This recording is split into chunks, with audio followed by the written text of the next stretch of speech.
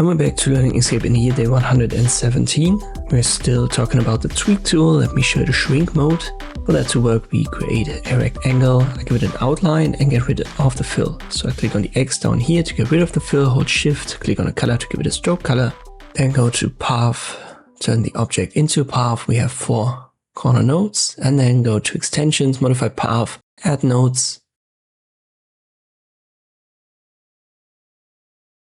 We want to use number of segments and make that 5. And now you can see we have 5 segments on each side. I select the element, activate the tweak tool, and right here it is the shrink mode. And you can see that I can now push all of this towards the inside, like so.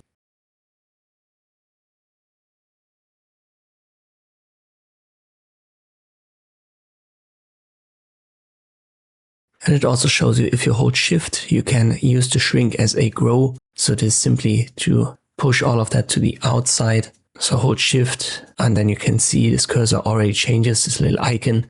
And if you release shift, you can push everything towards the inside. As always, use the force to adjust the intensity. So how strong should this effect be? And the width is for the size of this brush. And it's the shrink mode of the tweak tool in Inkscape. I hope this video was helpful. Thank you for watching and I'll see you next time.